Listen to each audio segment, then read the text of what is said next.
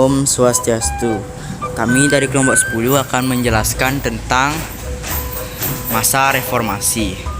Jadi kami akan menjelaskan bagaimana lahirnya gerakan reformasi. Reformasi adalah sebuah era dalam berpolitikan Indonesia yang terjadi setelah mundurnya Soeharto sebagai Presiden RI pada tahun 1998. Sebelumnya Soeharto menjabat sebagai Presiden Indonesia selama 32 tahun, yakni dari 1966 hingga 1998. Latar belakang lahirnya reformasi ditandai dengan krisis ekonomi dan politik pada akhir kekuasaan Orde Baru yang terjadi karena maraknya praktek korupsi, kolusi, dan nepotisme, dan banyaknya beban utang negara yang tidak sanggup dibayar. Selain itu, kepemimpinan Soeharto yang sangat otoriter menimbulkan ketidakpuasan masyarakat Indonesia. Ketidakpuasan terhadap Soeharto tersebut kemudian menimbulkan demonstrasi besar-besaran di seluruh Indonesia yang melahirkan reformasi. Selanjutnya ada perkembangan politik. Sidang Istimewa MPR 1998. Pada tanggal 10-13 November 1998, MPR mengadakan sidang istimewa untuk menetapkan langkah pemerintah dalam melaksanakan reformasi di segala bidang. Sidang ini menghasilkan 12 ketetapan MPR yang diantaranya memperlihatkan adanya upaya mengakomodasi tuntutan reformasi. Ketetapan itu antara lain adalah sebagai berikut. 1. Ketetapan MPR nomor 8 tahun 1998 yang memungkinkan Undang-Undang Dasar 1945 diamandemen. Selanjutnya ada ketetapan MPR nomor 12 tahun 1998 mengenai pencabutan ketetapan MPR nomor 4 tahun 1993 tentang pemberian tugas dan wewenang khusus pada Presiden atau mandataris MPR dalam rangka menyukseskan pembangunan nasional sebagai pengamalan Pancasila. 3. Ketetapan MPR nomor 18 tahun 1998 mengenai pencabutan ketetapan MPR nomor 2 tahun 1978 tentang pedoman penghayatan dan pengamalan Pancasila atau Eka Prasetya Pancakarsa. Selanjutnya ada ketetapan MPR nomor 13 tahun 1998 tentang pembatasan masa jabatan presiden dan wakil presiden maksimal 2 periode. Selanjutnya ada ketetapan MPR nomor 15 tahun 1988 tentang penyelenggaraan otonomi daerah, pengaturan pembangunan dan pemanfaatan sumber daya nasional, keadilan serta perimbangan keuangan pusat dan daerah dalam kerangka Negara Kesatuan Republik Indonesia. Ada ketetapan MPR nomor 11 tahun 1998 tentang penyelenggaraan negara yang bersih dan bebas dari KKN. Selanjutnya ada penghapusan dui fungsi ABRI. Pada masa reformasi dui fungsi ABRI dihapuskan secara bertahap sehingga ABRI berkonsentrasi pada fungsi pertahanan dan keamanan. Kedudukan ABRI dalam MPR jumlahnya dikurangi dari 75 orang menjadi 38 orang. ABRI yang semula terdiri dari atas 4 angkatan yang terdiri atas Polri mulai tanggal 5 Mei 1999. Polri memisahkan diri menjadi Kepolisian Negara Republik Indonesia. Istilah ABRI berubah menjadi Tentara Nasional Indonesia atau TNI. Selanjutnya ada penyelenggaraan pemilu. Sejak dimulainya masa reformasi hingga tahun 2015, pemerintahan telah melaksanakan 4 kali pemilihan umum, yaitu pemilu tahun 1999, 2004, 2009, dan 2014. Berbeda dengan pemilu-pemilu pada masa Orde Baru yang hanya diikuti oleh 3 partai politik, pemilu pada masa reformasi diikuti oleh banyak partai politik, dan 2004 adalah pemilu pertama yang memungkinkan rakyat untuk memilih presiden. Ekonomi. Pemerintahan Presiden B.J. Habibie.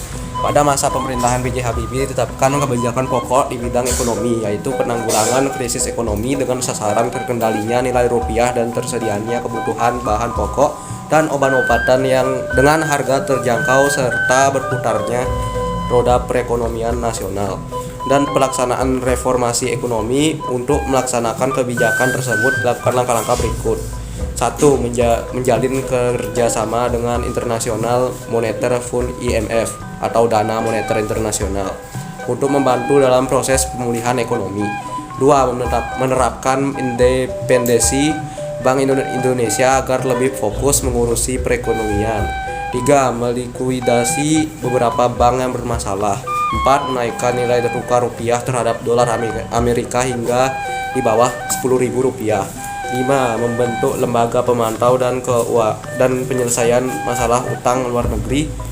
Upaya-upaya menyelesaikan krisis keuangan dan perbaikan ekonomi yang dilakukan berhasil menaikkan nilai tukar rupiah terhadap dolar Amerika, yaitu Rp6.700 per dolar Amerika pada bulan Juni 1999. Namun rupiah kembali melemah mencapai Rp8.000 per dolar Amerika pada akhir masa jabatan Habibie. B. Pemerintahan Presiden Abdurrahman Wahid. Pada masa ini, kondisi ekonomi Indonesia mulai menunjukkan adanya perbaikan dan kondisi keuangan sudah mulai stabil. Namun, keadaan kembali merosot pada bulan April 2001. Nilai tukar rupiah terhadap dolar Amerika melemah hingga mencapai Rp12.000. Melemahnya nilai tukar rupiah tersebut berdampak negatif terhadap perekonomian sosial dan perekonomian nasional dan menghambat usaha pemulihan ekonomi. C. Pemerintahan Presiden Megawati Soekarno Putri.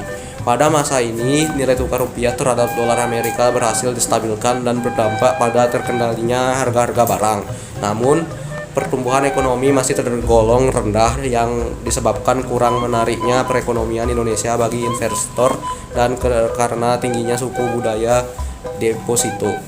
Adapun kebijakan yang ditempuh untuk mengatasi permasalahan ekonomi antara lain sebagai berikut: meminta penundaan pembayaran utang sebesar $5,8 miliar. 2. Mengalokasikan pembayaran utang luar negeri sebesar 116,3 triliun. 3. Kebijakan privatisasi badan usaha milik negara atau BUMN. D. Pemerintahan Presiden Susilo Bambang Yudhoyono.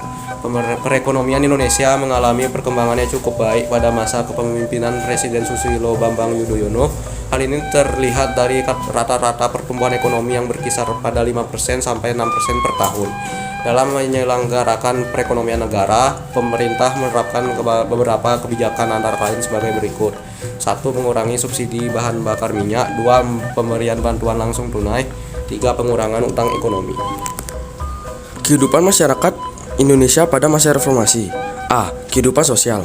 Kehidupan sosial masyarakat Indonesia pada masa awal reformasi sempat diwarnai dengan terjadinya berbagai konflik sosial yang bersifat etnis di tengah-tengah masyarakat.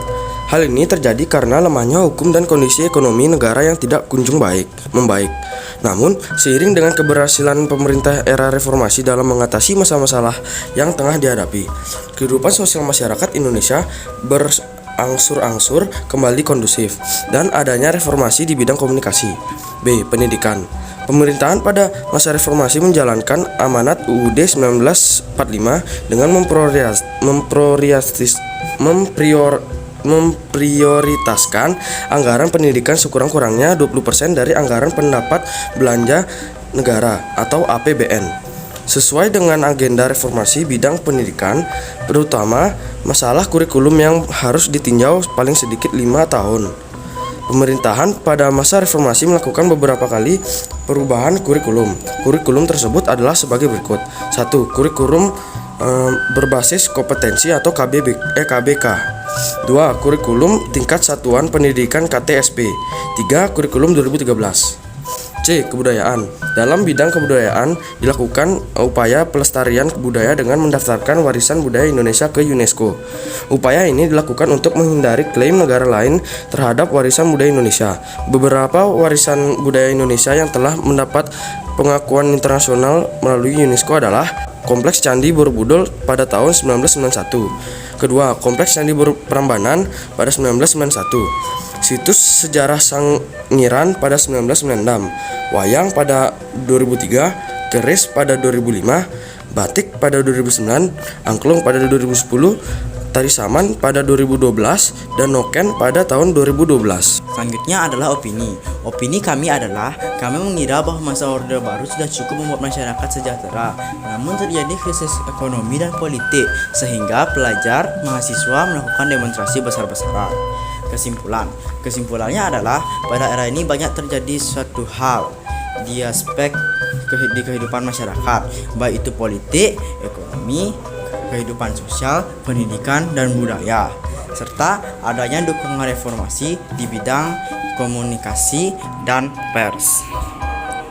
Sekian presentasi dari kami, terima kasih.